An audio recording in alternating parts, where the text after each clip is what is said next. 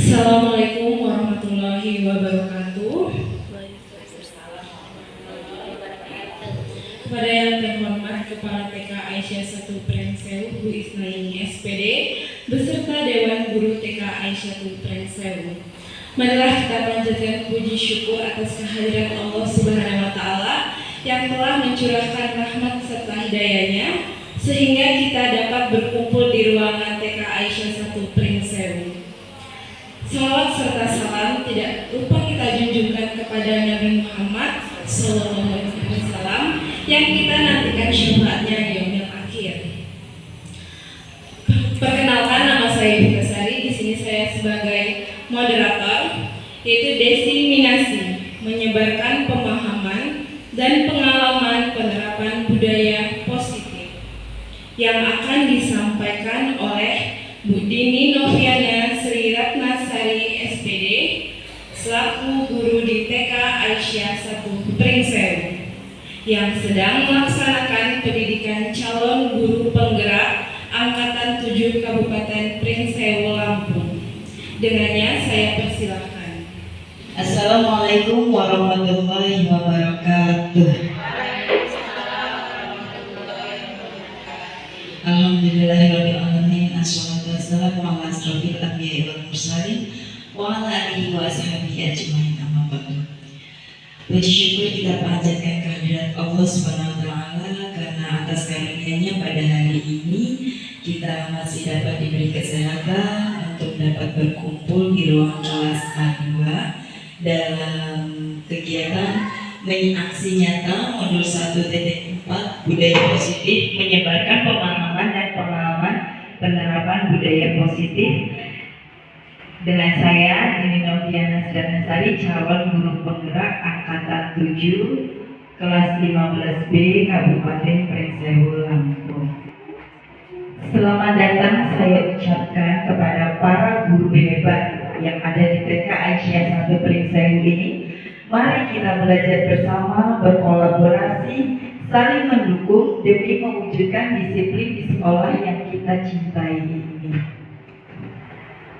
Oke, konsep utama dari modul budaya positif yang saya pelajari pada kegiatan pendidikan calon guru penggerak diantaranya yang pertama, kemudian kebutuhan dasar manusia, motivasi perilaku manusia, posisi kontrol restitusi, keyakinan kelas, dan yang terakhir tentang segitiga restitusi. Jadi dari beberapa konsep utama ini akan kita implementasikan di TK kita yang cinta ini, yang indah ini. Oke, yang pertama tentang pembelajaran paradigma baru.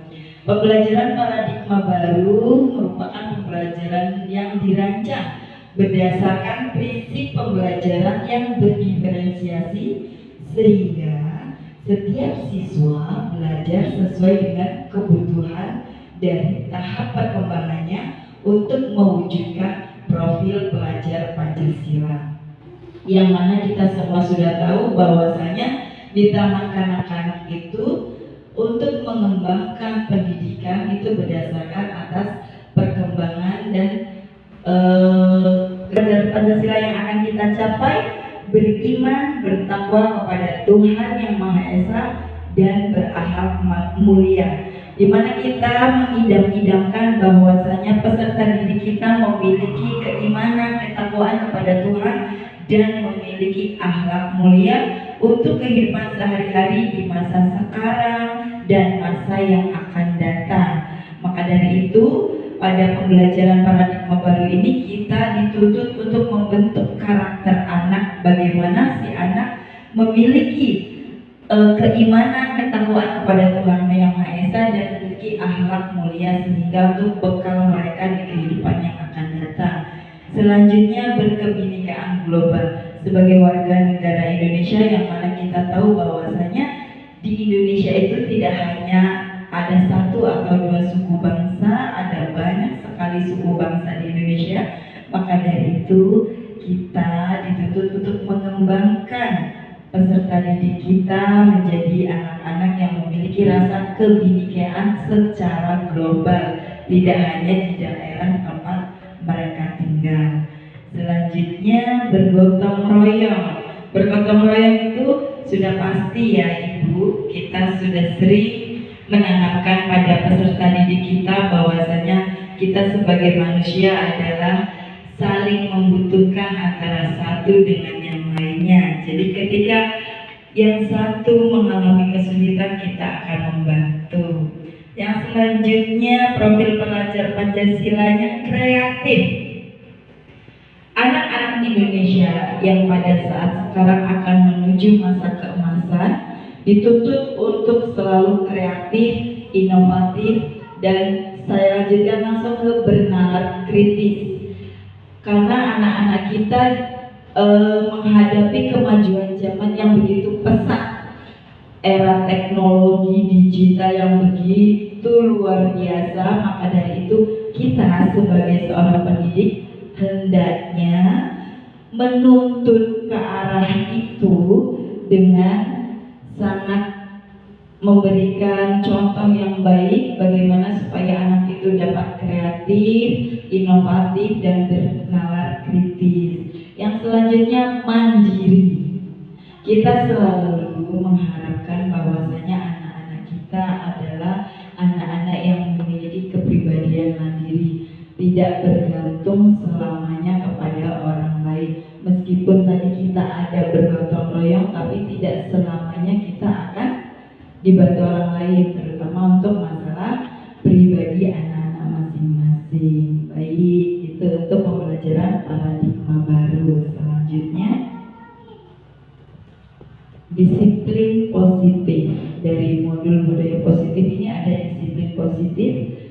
Disiplin positif merupakan pendekatan mendidik anak untuk melakukan kontrol diri dan pembentukan kepercayaan diri. Jika anak-anak sudah memiliki disiplin positif, maka dia akan mengontrol dirinya sendiri dengan sadar dan dia akan memiliki rasa percaya diri yang tinggi. Baik, selanjutnya. Nah, dari modul ini juga ada yang namanya kebutuhan dasar manusia. Tanpa kita sadari bahwa kita sebagai seorang individu, kita memiliki kebutuhan dasar yang hendaknya kita penuhi dalam kehidupan kita. Yang pertama, kebutuhan akan bertahan hidup. Sudah pasti ya Ibu Bapak, kita memiliki kebutuhan untuk bertahan hidup, baik itu sandang, pangan, papan, dan lainnya. Karena sebagai makhluk hidup kita membutuhkan bagaimana dan apa yang kita butuhkan untuk bisa bertahan hidup, baik itu dari segi materi, baik itu segi motivasi dan lain sebagainya, dan lingkungan-lingkungan yang ada di sekitar kita. Kemudian kasih sayang dan rasa diterima. Ini kebutuhan ini tanpa kita sadari, kadang-kadang kita untuk ke anak-anak kita agak mengesampingkan. Karena kita yang kemarin-kemarin kita hanya memprioritaskan bahwa materi kita harus begini. Kita hanya berfokus pada hasil. Kita tidak memfokuskan pada proses. Padahal pada proses itu adalah anak-anak memiliki kebutuhan hidup dasar untuk rasa disayangi, untuk rasa diterima, bagaimana dia bisa melakukan dan melanjutkan hidup di kemudian hari. Kemudian kebutuhan hidup selanjutnya yaitu penguasaan akan diri sendiri, kebebasan akan dirinya, dan kesenangan akan dirinya. Saya akan membahas tentang yang kesenangan. Kita sebagai guru TK biasanya kita akan membuka dan menimbulkan rasa sayang di hati anak-anak dengan membiarkan mereka melakukan kesenangannya, tidak membatasi anak-anak bahwa tidak boleh melakukan si A, tidak boleh melakukan hal ini, si B tidak melakukan hal ini, harus ikut apa kata bu guru. Itu yang dulu. Untuk paradigma baru, karena kita sudah mengetahui kebutuhan dasar manusia untuk kesenangan, jadi kita berusaha untuk mendidik anak-anak kita fokus pada kebutuhan anak. Nah, ibu guru boleh punya prioritas khusus tapi dengan tidak mengesampingkan kebutuhan peserta didik. Karena jika kebutuhan peserta didik sudah terpenuhi, maka dia akan merasa senang. Jika anak-anak sudah merasa senang, maka anak-anak akan menerima apa yang kita sampaikan dengan mudah dan bahagia. Insya Allah itu juga akan terbawa besok di kemudian hari. Baik, itu untuk kebutuhan dasar manusia. Selanjutnya, motivasi perilaku manusia. Motivasi merupakan dorongan yang timbul pada diri seseorang secara sadar atau tidak sadar untuk melakukan suatu tindakan dengan tujuan tertentu. Itu motivasi ya. Dan hukuman itu juga merupakan suatu motivasi, tetapi motivasi keterpaksaan. Ya, menghindari ketidaknyamanan dan hukuman di sini, murid melakukan disiplin diri karena ia takut dihukum. Jadi terpaksa kan ya Bu ya. Nah, itu merupakan motivasi ekstrinsik, motivasi yang lahir dari peraturan yang ada di daerah sekitarnya. Dia melakukan hal itu hanya karena aku nanti kalau tidak melakukan ini aku takut dihukum, aku takut dibenci sama ibu guru, jadi aku ikuti aja peraturan ini. Nah, disiplin diri ini dia akan merasa terpaksa. Yang selanjutnya, motivasi selanjutnya mendapatkan imbalan dari penghargaan dan dari orang lain. Imbalan dan penghargaan dari orang lain ini merupakan salah satu motivasi juga. Namun ini juga masih kurang pas, kurang baik untuk di anak-anak karena ujung-ujungnya sang anak akan melakukan kedisiplinan, akan mematuhi peraturan jika saya dikasih hadiah, jika saya diberi sesuatu. Akhirnya sama saja dengan tidak ikhlas. Ini juga masih termasuk motivasi ekstrinsik yang lahir dari luar, tidak dari dirinya sendiri. Mereka melakukan disiplin karena ingin mendapatkan imbalan atau hadiah, ya. Jadi kita boleh memberi reward, memberi penghargaan kepada anak-anak. Fokusnya hanya di hadiah. Sayang, kamu yuk berdoa. Nanti kalau berdoa, guru kasih kue. Nah, itu salah satu motivasi ibu. Tapi motivasi itu lahirnya tidak dari dirinya sendiri, dari luar. Otomatis ketika dia tidak mendapatkan penghargaan, tidak mendapatkan imbalan, dia tidak mau melakukan disiplin diri tersebut. Boleh kita sekali waktu memberikan penghargaan, tetapi tidak pada setiap saat. Ketika kita harus menanamkan disiplin diri, kok kita kasih reward, kok kita kasih penghargaan. Tidak begitu ya Ibu, boleh sesekali memberi reward. Selanjutnya, menghargai nilai-nilai kebajikan diri sendiri. Di sini, ketika anak atau murid melakukan disiplin diri karena ia sadar akan nilai kebajikan dirinya, hal ini yang merupakan motivasi intrinsik dari dalam dirinya sendiri. Oh iya ya, kalau aku nggak berdoa nanti aku dosa. Jadi aku berdoalah biar aku dapat pahala tanpa disuruh lagi sama ibu guru. Oh iya ya, aku kok buang sampahnya sembarangan. Harusnya aku buang sampah di kotak sampah. Kalau aku buang sampah sembarangan, ada semut, aku digigit, aku yang sakit. Jadi aku buang sampah di kotak sampah. Nah, itu salah satu motivasi yang ada dan tumbuh dari dalam diri anak sendiri. Oke, selanjutnya adalah konsep disiplin dengan identitas gagal. Nah, konsep disiplin ada dua, identitas gagal dan identitas berhasil. Identitas gagal biasanya ini yang dilakukan berdasarkan dengan hukuman dan penghargaan.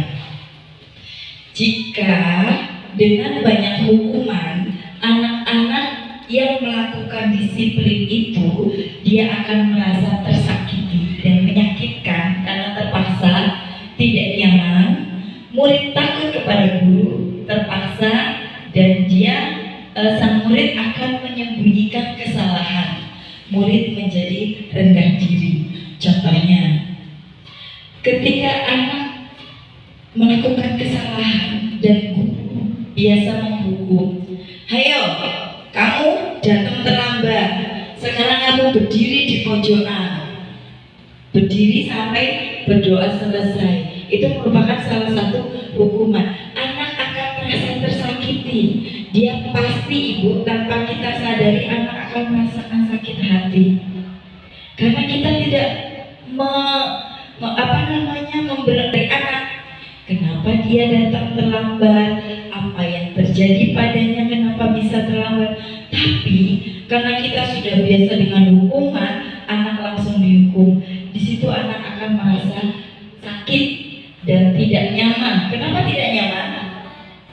Dia malu, ibu, dilihat kawan-kawannya dihukum berdiri di depan kelas, dan dia akan takut ketika dia datang terlambat. Apalagi anak TK, ya ibu, dia datang terlambat. Waduh, nanti aku dihukum sama guru. Mama, aku gak mau sekolah, aku mau pulang aja daripada aku terlambat. Nah, itu karena hukuman anak akan menjadi takut berangkat ke sekolah. Kemudian anak menyembunyikan kesalahan, dia takut untuk mengakui kesalahannya. Nanti kalau aku ngomong, guru marah, nanti aku dihukum. Nah, dia akan menjadi anak yang tidak jujur. Dia akan menyembunyikan kesalahannya. Dan dia salah satu identitas gagal, ibu, kita menerapkan hukuman di anak-anak. Ya, oke, selanjutnya identitas gagal tentang konsep disiplin, yaitu tentang penghargaan. Dari penghargaan ini akan terjadi hal yang tidak efektif, merusak hubungan, mematikan kreativitas, menghukum dengan sistem ranking, dan merampas hak menghargai dirinya. Tidak efektif. Kenapa tidak efektif? Karena anak akan melakukan sesuatu hal dengan mengharapkan imbalan. Wah, aku harus bisa ini, aku harus bisa. Karena keterpaksaan, kalau aku nggak bisa nanti aku nggak dapat hadiah dari bu guru. Ibu guru pun lama-lama akan lelah. Hadiah apa lagi ya besok yang akan aku siapkan? Banyak kegiatan yang harus dipatuhi oleh anak-anak, jadi kita akan banyak sekali menyiapkan reward untuk anak-anak. Bagi kami itu merupakan tindakan yang tidak efektif. Kemudian merusak hubungan. Kok bisa, Bu, merusak hubungan? Bisa, ibu, tanpa kita sadari, si A dan si B dan si C adalah teman sejawat. Mereka selalu bermain bersama. Ketika si A menonjol, wah, iya nih si A pinter, dia bisa membaca dengan baik. Nih bu guru kasih hadiah. Tidak seperti B, tidak seperti C yang tidak bisa membaca dengan baik. Kemudian si A akan merasa sombong. Aku hebat nih, aku dapat hadiah dari bu guru. Nah, ini akan merusak hubungan ibu. Dia akan menganggap teman-temannya jauh lebih rendah di bawah dia, dan teman-temannya, wah dia pinter kok usah mainan sama dia. Dan yang si A yang merasa pinter, lah aku gak mau mainan sama dia, dia gak pinter seperti saya. Akhirnya hubungan mereka akan rentan. Kemudian mematikan kreativitas. Mematikan kreativitas di sini ketika anak sudah menerima hadiah, si anak, aku sudah hebat, aku sudah dapat hadiah dari bu guru, cukup. Dia nggak mau mengembangkan dirinya lagi karena merasa sudah hebat, sudah bisa karena sudah mendapat hadiah. Selanjutnya menghukum dengan sistem ranking, sama dengan halnya tadi. Ketika dia sudah ranking, sudah juara, sudah dapat hadiah, dia berhenti, aku hebat, dan dia pola pikirnya akan berhenti sampai di situ saja dan merampas hak menghargai dirinya. Kok bisa Bu merampas hak menghargai dirinya? Iya, di sini dia menghargai dirinya hanya dengan sebuah hadiah, hanya dengan sebuah penghargaan. Cukup, wah aku udah dapat hadiah, aku udah hebat. Padahal kreativitas dia masih bisa dikembangkan lagi. Nah, ini adalah beberapa contoh tentang konsep disiplin dengan identitas gagal. Selanjutnya adalah konsep disiplin dengan identitas sukses. Ada yang gagal, tentunya ada yang sukses juga. Yang pertama dengan konsekuensi, yang kedua dengan restitusi. Konsekuensi merupakan penguatan jangka panjang. Nah, kamu kalau melakukan ini, kedepannya kamu akan seperti ini. Konsekuensinya ada. Dalam jangka waktu panjang, anak akan memikirkan hal itu. Dia tidak berhenti di satu jalan itu saja. Kemudian perlu monitoring berkelanjutan. Ketika dengan konsekuensi, guru juga harus mengawasi si anak itu apakah sudah benar-benar melakukan disiplin diri dengan baik, ataukah hanya keterpaksaan saja. Nah, si guru akan memonitoring secara berkelanjutan. Dan stimulus serta respon, guru akan selalu menstimulus, akan selalu memberikan rangsangan kepada anak didik supaya anak-anak tersebut melakukan disiplin dengan sadar diri tanpa ada unsur paksaan. Oke, selanjutnya murid-murid akan menghargai peraturan yang telah kita buat bersama, tidak akan merasa terpaksa.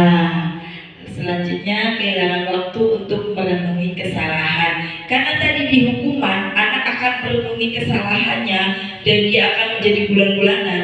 Ketika dengan sistem konsekuensi, anak tidak akan lama-lama, iya aku bersalah, menjadi orang yang sangat bersalah, aku ini gak bisa apa-apa. Tidak, karena dengan konsekuensi guru akan memberi rangsangan, guru akan memberi motivasi sehingga sang anak akan terus melangkah maju ke depan. Yang selanjutnya menggunakan restitusi. Menggunakan restitusi ini akan menjadi lebih baik lagi Ibu. Yang pertama, murid akan bertanggung jawab untuk perilakunya sendiri. Seperti yang tadi saya sampaikan, wah saya kalau tidak berdoa nanti saya akan berdosa. Nah, itu salah satu contoh tanggung jawab atas dirinya sendiri. Kemudian fokus pada pemecahan masalah, menemukan pemecahan masalah yang ia hadapi pada saat sekarang dan saat yang akan datang. Selanjutnya, murid menghormati dirinya dan orang lain yang ada di sekitarnya, baik itu teman-teman, orang tua, dan guru yang ada di sekolah. Selanjutnya, dengan restitusi kita juga ada teori kontrol. Dirinya akan memegang kontrol atas dirinya sendiri. Si anak akan memegang kontrol untuk dirinya sendiri, bahwasanya ketika dia akan melakukan kesalahan, dia bisa ngerem. Ini perbuatan tidak baik, saya tidak boleh melakukan. Ini perbuatan berdosa, saya tidak boleh. Dia akan memiliki kontrol diri sendiri kalau kita selalu menyelesaikan masalah dengan cara restitusi. Yang selanjutnya, murid akan bersemangat memperbaiki kesalahan. Dia tidak akan putus asa Ibu. Kalau anak, kadang-kadang kita sudah melihat anak yang melakukan kesalahan menyusun puzzle, dia tidak bisa. Udah, malas aku, capek. Tapi kalau anak sudah kita sering melakukan disiplin dengan cara restitusi, kita sering merangsang, memotivasi, menstimulus, maka anak akan bersemangat untuk memperbaiki kesalahan-kesalahannya. Ketika kemarin tidak membuang sampah di kotak sampah, besoknya dia, wah kemarin aku buang sampahnya nggak di kotak sampah, ada semut, saya digigit semut, jadi aku hari ini harus buang sampah di kotak sampah. Nah, itu salah satu bentuk dari identitas sukses dari konsekuensi dan bentuk restitusi. Baik, selanjutnya adalah konsep disiplin pendidik, merupakan sebuah cara menanamkan disiplin pada murid. Ini cara yang efektif pada pembelajaran paradigma baru. Pengertian restitusi di sini, restitusi adalah proses menciptakan kondisi kondisi bagi murid untuk memperbaiki kesalahan mereka sehingga mereka bisa kembali pada kelompok mereka dengan karakter yang lebih kuat. Hal ini disampaikan oleh Gosen tahun 2004. Nah, restitusi ini menciptakan kondisi bagi murid bagaimana ketika anak melakukan kesalahan kita tidak langsung menjas. Ya Ibu, kita tidak langsung menjas bahwa itu kesalahan. Nah, di sini ciri-ciri restitusi ada beberapa, bukan menebus kesalahan, namun belajar dari kesalahan. Kita sebagai orang dewasa juga perlu belajar tentang ini, Ibu. Kita tidak perlu menebus kesalahan, namun belajar dari kesalahan. Belajar dari kesalahan merupakan pengalaman. Jadi ketika kita sudah melakukan kesalahan, kita jangan putus asa. Kita akan belajar bahwa kesalahan kita sekarang akan menjadi hal yang lebih baik di masa datang ketika kita sudah memperbaiki kesalahan tersebut. Yang selanjutnya memperbaiki hubungan, tawaran. Restitusi itu tawaran, bukan paksaan seperti yang umat tadi di depan Ibu. Menuntut untuk melihat ke dalam diri, mencari kebutuhan dasar yang mendasari tindakan, fokus pada karakter bukan tindakan, menguatkan dan fokus pada solusi. Jadi ketika ada masalah, ketika ada kesalahan pada anak, sering-sering kita, lah kamu kok bisa kayak gini loh, lah kamu ngapain loh kok bisa kayak gini. Jangan fokus yang itu Bu. Jadi kita fokus di penyelesaiannya, di solusinya. Si anak sudah jatuh dijongkrokin kawannya, kita selesaikan dulu ini yang tadi jatuh dijongkrokin, kita obatin dulu. Kita bilang, sayang sini nak, kok tadi bisa jatuh. Nah, yuk kita obati dulu, yuk maafan dulu yang tadi berantem. Jangan, kamu ini tadi sudah Bu Guru bilangin, jangan ini, jangan ini, jangan ini. Anaknya jadi wedi, jadi takut Bu. Kalau kita menggunakan restitusi, kita akan fokus pada solusinya, ya, bukan dari akar masalahnya. Boleh kita fokus pada akar masalah, tapi jangan terlalu mencari sebab yang akan membuat anak itu merasa bersalah. Kadang-kadang kita tanpa sadar, saya sendiri kadang begitu, tanpa sadar malah kita membuat anak itu akan semakin bersalah. Seharusnya kita mencari fokus pada solusinya saja supaya anak-anak akan merasa aman dan nyaman. Baik, selanjutnya perbedaan antara hukuman, konsekuensi, dan restitusi. Di sini saya akan ambil contoh kasus tentang siswa yang membuang sampah sembarangan. Dengan disiplin yang menggunakan hukuman, di sini guru akan anak jadi takut. Kamu buang sampah sembarangan, sana kamu nyapu seluruh halaman. Anak jadinya takut. Akhirnya terkadang anak takut, kadang anak malah akan menjadi melawan. Apa sih itu namanya? Ngejek. Biarin, besok aku ngerjain guru lagi biar marah-marah. Ada anak yang karakternya seperti itu, ada anak yang karakternya menjadi takut, nggak mau lagi ketemu bu guru itu karena bu guru itu marah-marah. Jadi dia bukannya akan patuh pada disiplin dengan sukarela, dia akan terpaksa mematuhi disiplin yang ada di sekolah. Kemudian konsekuensi, guru memberikan konsekuensi untuk menyapu dan membersihkan sampah tersebut, tapi tidak semua seluruh halaman, hanya sampah yang dia buang saja. Sayang, kamu tadi sudah buang sampah sembarangan, kamu tahu konsekuensinya apa? Harus membersihkannya. Oke, sekarang bersihkan. Nah, guru tegas dan selalu menghormati peraturan yang ada. Tetap kita canangkan kepada anak didik kita, tapi tentunya dengan tidak marah-marah. Tetap tegas tapi fleksibel ya Bu ya, apalagi kita di dunia taman kanak-kanak. Restitusi di sini guru menanyakan keyakinan kelas.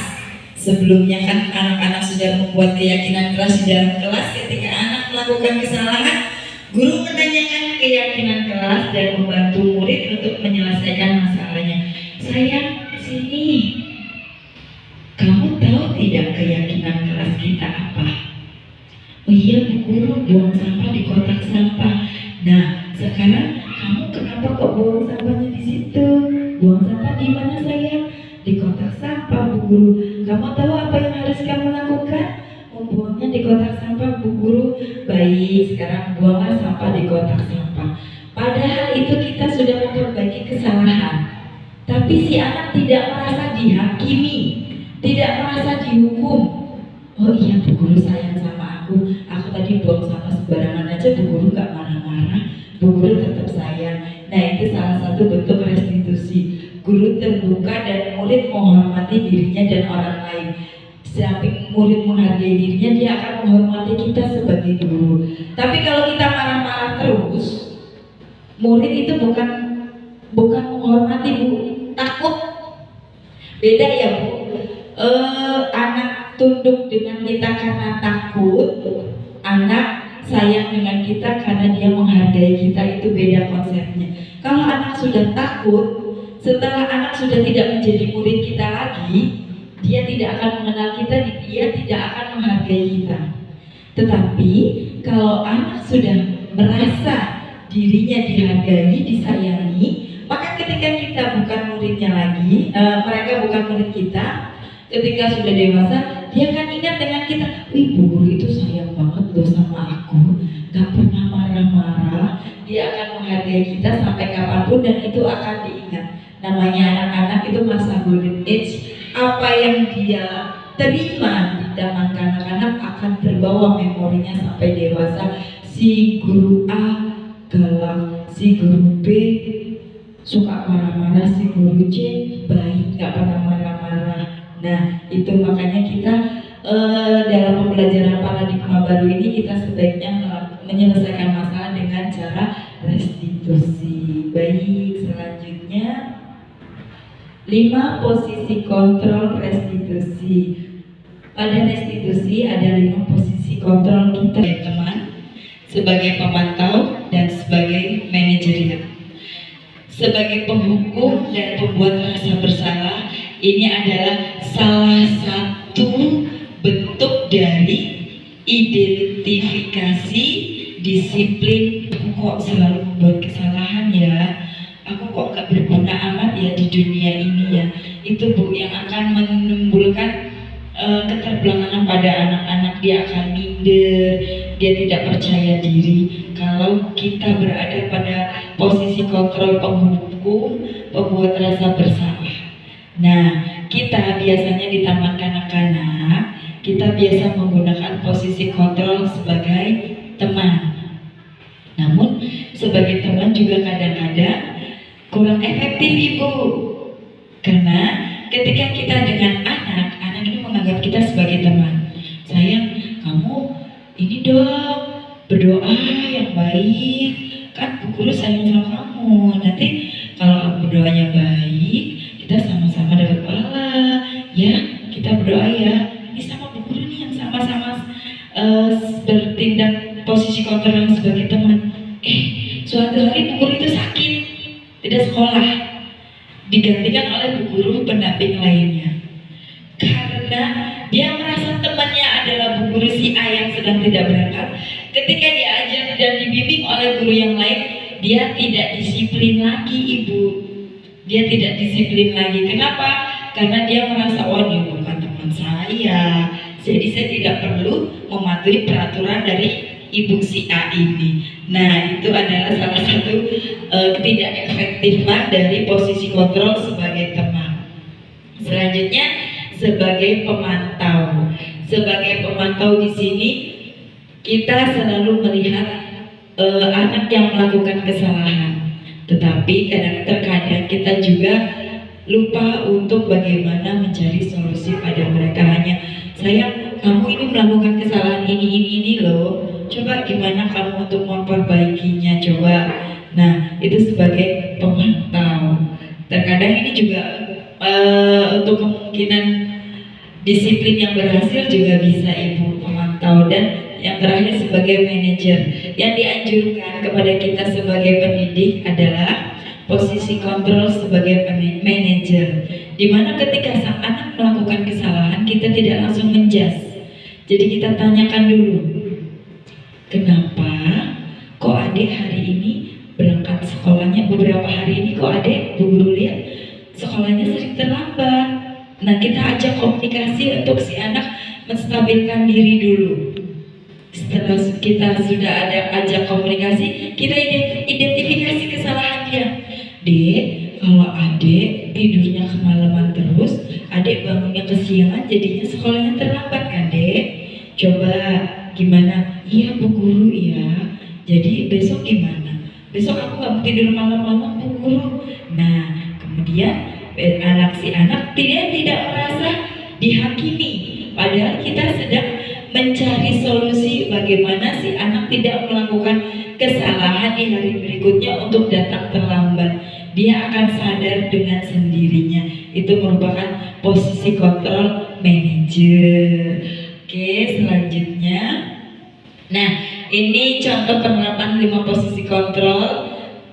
Kasusnya murid datang terlambat seperti yang saya tadi sampaikan. Sebagai penghukum, patuhi kamu berdiri di pojok kelas. Kenapa? Karena kamu datang terlambat. Itu penghukum. Kemudian pembuat rasa bersalah. Sayang, sudah berapa kali Bu Guru melihat kamu dan memberitahu kamu selalu datang terlambat, tapi kamu selalu mengulanginya. Bu Guru kecewa sama kamu sayang. Nah, anak akan merasa bersalah di situ ibu. Dia akan merasa dirundung, dia akan sedih. Nah, namun sebagai teman, ayolah sayang, tertib pada peraturan dong. Buat Bu Guru bangga. Jangan buat Bu Guru sedih begini. Kali ini tidak apa-apa deh. Besok jangan diulangi lagi ya. Nah, ini yang sebagai teman. Jadi ketika besok datang terlambat tapi gak ketemu guru yang jadi teman ini, ya dia cuek-cuek aja.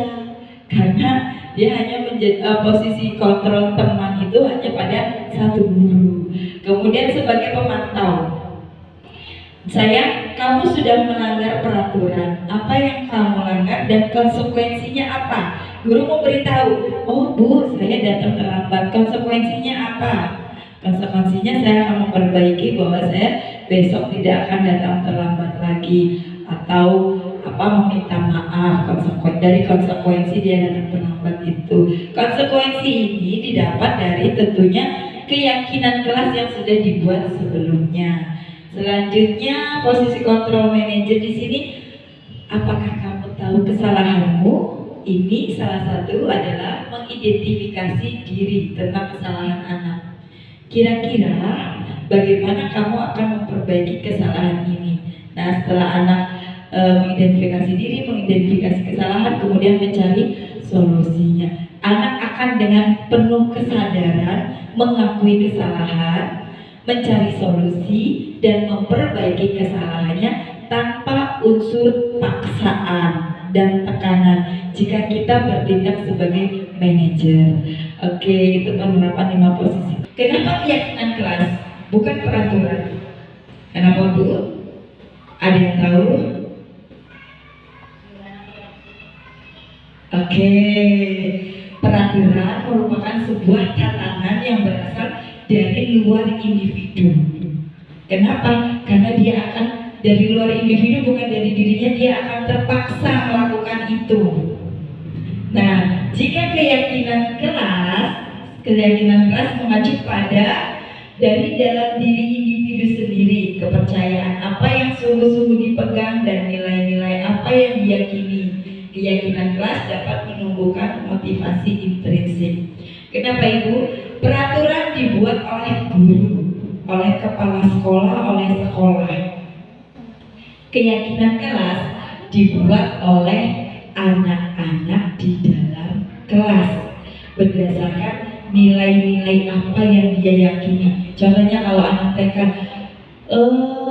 kita kalau mau belajar berdoa. Jadi nanti Bu Guru harus berdoa. Oke, apalagi keyakinan kelasnya. Bu Guru kalau mau makan cuci tangan. Oke. Bu Guru kalau buang sampah di kotak sampah. yang tumbuh dari dalam dirinya sendiri. Tapi kalau kita bikin peraturan ditulis tidak boleh membuang sampah sembarangan, harus duduk rapi berdoa, harus cuci tangan sebelum makan, sama Bu, bunyinya sama. Tapi ketika itu keluar dari dalam diri anak-anak sendiri, ia akan dengan sadar diri, akan sukarela melakukan disiplin itu tanpa unsur paksaan. Nah, makanya dalam pembelajaran paradigma baru ini, budaya positif yang kita tanamkan untuk anak-anak di kelas yaitu dengan membentuk keyakinan kelas. Baik, selanjutnya adalah kegiatan. Nah, ini Ibu kemarin yang sudah saya praktekkan di kelas saya di kelompok A3, karena kita sudah masuk ke semester 2. Jadi kami buat keyakinan kelas yang baru. Keyakinan kelas di kelompok A3 di sini saya yang pertama untuk membuat keyakinan kelas, guru saya berdiskusi dengan anak-anak yang ada di kelompok A3. Namanya anak-anak ya Ibu. Kalau di sekolah dari tulisan, apa yang akan kamu ungkapkan silahkan tulis itu kalau anak-anak sudah mengerti baca tulis hitung. Namun kalau untuk di taman anak-anak, saya membuat keyakinan kelasnya berdiskusi dengan gambar. Di sini gambar tentang berdoa, cuci, nilai-nilai positif yang bakalan dilakukan oleh anak-anak dengan sukarela. Di sini anak akan memilih sendiri Ibu. Setelah saya jelaskan, anak-anak mengerti, kemudian anak-anak memilih keyakinan kelasnya sendiri-sendiri. Oh, saya milih yang berdoa. Bu Guru ini bagus berdoa, kalau nggak berdoa nanti nggak dapat pahala. Oke, Bu Guru ini baris. Bu Guru kan kita kalau mau masuk kelas baris. Oke, ada anak yang ambil gambar kita sedang berbaris. Kemudian Bu Guru ucap salam. Oh iya, baik, ucap salam. Jadi dari beberapa keyakinan kelas yang dibuat, akhirnya ada 1, 2, 3, 4, 5, 6, 7, 8, 9, 10, 11 keyakinan kelas yang terbentuk di kelompok saya, di kelompok A3. Di antaranya berdoa sebelum melakukan kegiatan apapun, belajar, makan, keluar kelas, atau buang air gitu. Kemudian berbaris sebelum masuk. Anak-anak ini setuju semua, anak-anak sepakat dengan hal ini. Kemudian salim, Bu, kalau mau pulang salim, oke, jadi salim kepada, tidak hanya kepada guru, kepada orang tua. Ini sangat positif sekali Ibu, disiplin ini jika kita tanamkan kepada anak-anak, karena salah satu untuk mencerminkan rasa saling menghormati dan menghargai kepada orang yang lebih tua. Kemudian ucap salam, cuci tangan sebelum makan, bermain bersama teman. Nih yang sering, sepertinya sepele Ibu, tapi itu kita buat keyakinan kelas supaya anak-anak itu mau bermain bersama teman tanpa berebut. Selanjutnya membereskan mainan. Kadang-kadang anak TK itu, kalau untuk anak dewasa sepele, masa keyakinan kelas gak membereskan mainan. Tapi untuk di kelompok A3 itu saya buat keyakinan kelas supaya anak-anak memiliki tanggung jawab atas apa yang sudah ia lakukan sendiri. Yang selanjutnya membuang sampah di kotak sampah. Kemudian menanamkan 3 kata ajaib. Jadi di kelompok A3 akan membudayakan 3 kata ajaib. Yang pertama, maaf, tolong, dan terima kasih. Ini sangat penting sekali. Tidak hanya anak-anak, kita manusia dewasa pun harus melakukan dan menanamkan 3 kata ajaib yang untuk diri kita sendiri dan untuk orang lain. Karena bagaimana kita menghargai diri kita jika kita tidak bagaimana kita menghargai orang lain jika kita tidak menghargai diri kita sendiri. Jadi dengan 3 kata ajaib ini kita bisa menghargai diri kita bisa menghargai orang lain. Maaf Bu, saya tidak bisa hadir hari ini. Maaf Bu, saya izin. Tolong Bu, tutup pintunya. itu sepele Bu, 3 kata kayaknya sepele banget, maaf, tolong, terima kasih. Tapi dengan 3 kata ini akan menunjukkan attitude yang baik, apalagi kita sebagai seorang pendidik. Untuk ke anak-anak, kita juga Bu, jangan mentang-mentang kita guru ke anak-anak asal-asal aja nyuruh, enggak. Sayang, tolong dong ambilin penghapus. Sayang, tolong dong tutup pintunya. Jangan, Reza, tutup pintunya, jangan dibuka. Ya, ada nggak yang kayak gitu Bu? Ada, tapi di TK yang jauh di sana. Beresin mainannya loh. Sebaiknya, tolong dong beresin mainannya. Setelah anak melakukan apa yang kita minta tolong, jangan lupa ucapkan terima kasih. Sepele, terima kasih. Tetapi ketika anak mendapatkan hal itu, dia akan sangat merasa dihargai sebagai seorang manusia. Baik, selanjutnya, bagaimana pembentukan keyakinan? Seperti manusia sudah 10 sampai banyak banget peraturan. Tapi kalau keyakinan kelas itu sifatnya abstrak, bebas, yang lahir dari dalam diri anak-anak. Bu, aku maunya yang begini, aku maunya yang begini. Nanti kita kesepakati bersama. Bu, aku maunya berdoa duduk rapi antem. Nanti karena anak itu buat sendiri, dia akan mematuhi sendiri, dia akan sadar dengan keyakinan yang dibuat. Tapi kalau bu guru yang buat peraturan, yakinlah akan dilanggar. Tapi kalau anak yang buat keyakinan kelas sendiri, insya Allah akan tercapai. Selanjutnya, keyakinan kelas itu hanya sedikit agar mudah diingat oleh anak. Jangan banyak-banyak seperti peraturan orang-orang di kantor-kantor itu. Kayak Pak Polisi peraturannya banyak enggak. Kalau keyakinan kelas ya 10 sampai 11 itu juga sudah cukup. Yang penting bisa diingat oleh anak dan kita selalu motivasi agar anak dalam bentuk positif, ya, kata-katanya yang baik-baik dan mudah dimengerti oleh anak-anak. Semua kelas atau sekolah dilibatkan saat membuat keyakinan kelas. Kalau keyakinan kelas kita buat, semua anak terlibat. Tidak boleh ada yang diintimidasi. Lah, anak itu aneh, susah, gak usah ikutan. Tidak boleh Ibu, semua anak. Sama kita di sekolah, kepala sekolah juga bisa membuat keyakinan sekolah dengan semua guru-guru yang ada di sekolah supaya keyakinan kelas ini dapat kita laksanakan dengan baik. Oke, baik, selanjutnya. Nah, tentang segitiga restitusi. Segitiga restitusi ini adalah bagaimana cara kita bertindak sebagai manajer. Seperti tadi kita menemukan anak melakukan kesalahan, datang terlambat, kita menstabilkan identitas dia dulu. Kita menanyakan kenapa, ada apa. Setelah itu kita memvalidasi tindakan yang salah. Sayang, semua orang pernah melakukan kesalahan seperti kamu. Bu guru juga dulu pernah. Tapi kita akan memperbaiki kesalahan itu. Jadi kita memvalidasi bahwa itu benar salah, Bu. Kita tidak membenarkan dia datang terlambat. Kita bilang itu salah, tapi dengan bahasa yang baik dan dengan penyampaian yang bisa diterima oleh anak sehingga anak itu tidak rendah diri. Kemudian setelah itu menanyakan keyakinan. Setelah kita stabilkan identitasnya, memvalidasi tindakan yang salah, kemudian kita menanyakan keyakinan. Sayang, kemarin kita sudah buat keyakinan kelas. Coba keyakinan kelas mana yang kamu langgar? Iya Bu Guru, saya datang terlambat. Oke, jika kamu datang terlambat, apa yang bisa kamu lakukan untuk memperbaikinya?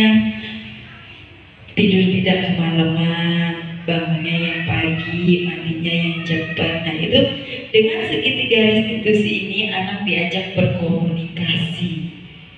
Ya, jadi anak tidak akan merasa dirundung karena Bu Guru merangkul, Bu Guru menyayangi dan mengasihi dia. Walaupun kita tahu dia salah, tapi kita melakukannya dengan bahasa yang baik, penuh kasih sayang, sehingga dia tidak merasa dihukum, tapi dia akan memperbaiki kesalahannya dengan sadar diri dengan rela hati. Nah, ini dari pengertian dari segitiga restitusi. Alhamdulillah, terima kasih. Demikianlah tadi pemahaman tentang pemaparan modul budaya positif. Oke, semoga bermanfaat bagi ibu-ibu semua yang ada di TK Aisyah 1 Pringsewu ini. Salam bahagia Bapak Ibu guru hebat. Sebelum saya tutup, bagaimana adakah yang mau bertanya tentang pemahaman modul budaya positif ini yang akan kita terapkan di sekolah kita ini? Monggo Ibu. Assalamualaikum warahmatullahi wabarakatuh. Saya dari TK Aisyah kelompok B5 akan menanyakan kepada Bu Dini. Tadi bagus sekali sih semuanya itu, tapi ada yang saya belum mengerti.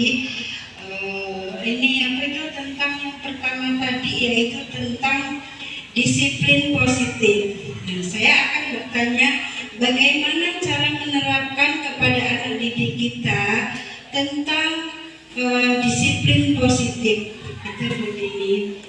Terus yang kedua itu tadi manajer ya, manajer kelas itu. Terus kita cara membuatnya itu, maksudnya anak itu diajak rembuk atau kita punya konsep terus ditawarkan kepada anak atau bagaimana? Nah, itu mohon penjelasannya kepada Bu Dini. Terima kasih. Wassalamualaikum warahmatullahi wabarakatuh.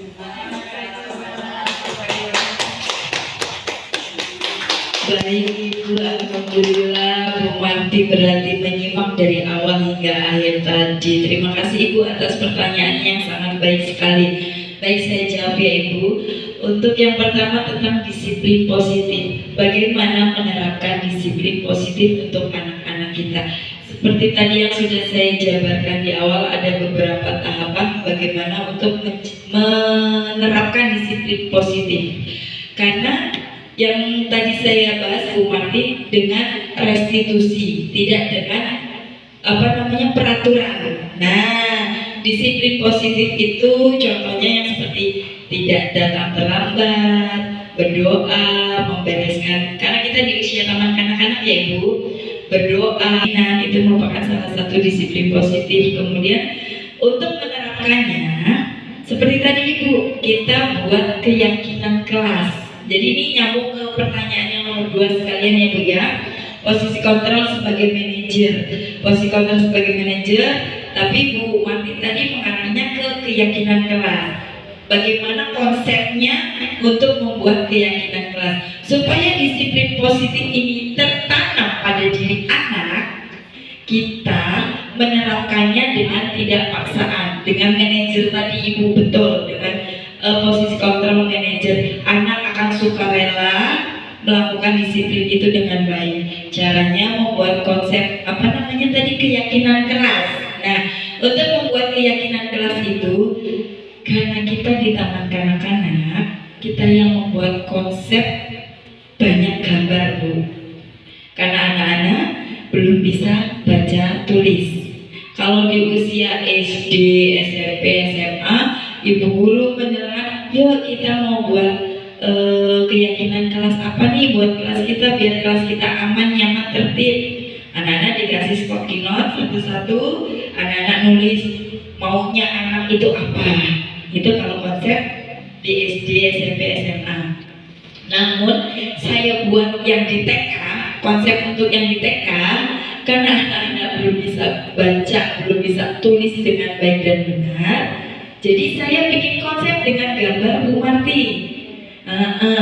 Kalau kita kan yang berbicara itu gambar, anak-anak membaca gambar. Jadi saya membuat gambar, tolong Bu ditampilkan yang tentang restitusi saya tadi contoh di kelas. Kita membuat gambar banyak Bu, gambarnya apa saja yang memang biasa dilakukan anak-anak. Ya konsepnya seperti itu Bu, gambarnya banyak. Kemudian kita berdiskusi tadi Ibu, setelah kita buat konsep, kita berdiskusi, anak-anak suruh pilih sendiri. Oke, anak-anak doa. Ini beberapa yang sudah disepakati oleh anak-anak.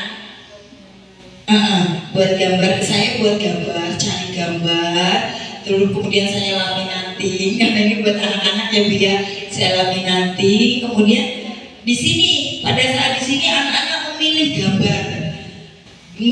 gambar itu, tapi dia harus dengan kesepakatan. Wah, aku milih gambar ini berarti nanti saya dan teman-teman, contohnya seumpamanya memilih gambar yang membuang sampah. Contohnya itu ya Bu ya. Wah, aku ngambil gambar ini berarti saya dan teman-teman harus mematuhi peraturan yang ini, tidak boleh membuang sampah sembarangan. Nah, itu salah satu sama dengan menerapkan disiplin positif. Nah, setelah berdiskusi, anak-anak memilih gambar, kemudian anak menempelkan. Saya awalnya ditempelkan di papan tulis. Gambar-gambar yang anak pilih, saya tempelkan di papan tulis. Semuanya ditempel yang mereka pilih. Setelah ditempel, kemudian saya ajak sharing lagi. Jadi nggak langsung dipatenkan Bu, tidak. Setelah ditempel semua, saya ajak sharing lagi mereka. Bagaimana? Ini sudah beberapa keyakinan kelas, gambar yang anak-anak ambil. Coba, apakah sudah sepakat tentang berdoa, tentang baris, kemudian tentang salim, salam, cuci tangan, dan lain sebagainya? Anak-anak, ya Bu Guru setuju. Tadinya, maaf Ibu, tadinya anak-anak itu tidak memilih yang cuci tangan. Kemudian ada satu anak yang Bu, ini loh gambar ini. Kenapa itu gambar itu? Cuci tangan, kita kan kalau mau makan habis mainan cuci tangan. Oke, baik, kita tempel lagi di situ untuk yang cuci tangan. Nah, akhirnya setelah saya sharing lagi dengan anak-anak, anak-anak memahami dan anak-anak meyakini dan mensepakati keyakinan ini, baru kita ketok palu toeng. Ini yang harus kita taati, ya. Ini yang harus kita sepakati ya sayang ya di kelas. Jadi mulai besok kalau datang, ingat-ingat apa saja yang harus dilakukan dan apa saja yang tidak boleh dilakukan. Dan alhamdulillah hari ini tadi, setelah kemarin kita buat kesepakatan, hari ini di kelas A3 alhamdulillah ikut baris. Yang biasanya gak ikut baris, ikut baris.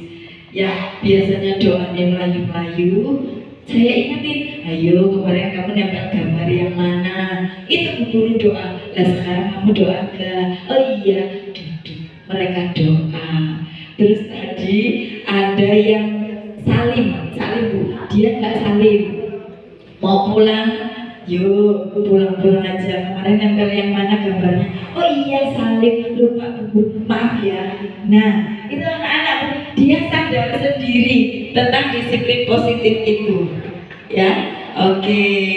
Nah setelah keyakinan itu sudah disepakati, setiap harinya guru juga harus memonitoring, jangan mendiamkan saja. Wes jadi wes tinggal, yang udah buang. Nggak begitu Ibu. Ya Bu Marti, supaya disiplin positifnya itu tertanam. Setelah ini jadi, setiap hari kita memonitoring. Ketika anak melakukan kesalahan, ayo saya oh iya, nggak boleh begini, maaf ya Bu Guru. Nah, karena di sini saya juga ada kesepakatan 3 kata ajaib.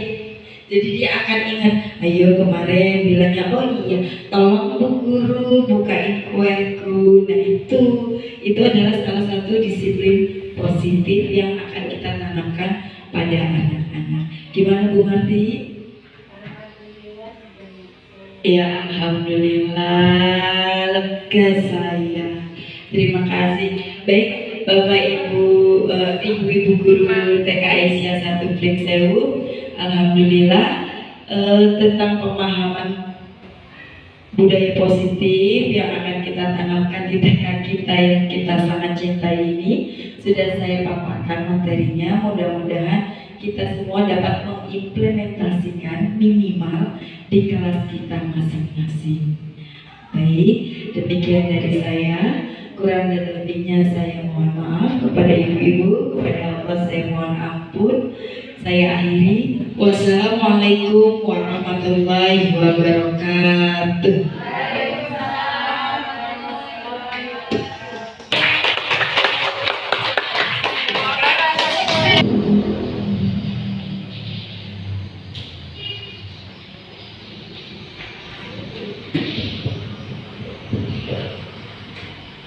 Demikian tadi diseminasi menyebarkan pemahaman dan pengalaman penerapan budaya positif. Semoga materi yang disampaikan oleh Ibu Dini Noviana Sri Ratnasari SPD dapat dipahami dan dapat kita implementasikan dalam melaksanakan pembelajaran dengan paradigma baru serta penerapan disiplin positif di TK Aisyah 1 yang kita cintai ini. Saya sebagai moderator memohon maaf jika terdapat kesalahan dalam memandu kegiatan diseminasi ini. Saya akhiri. Wassalamualaikum warahmatullahi wabarakatuh. Waalaikumsalam warahmatullahi wabarakatuh.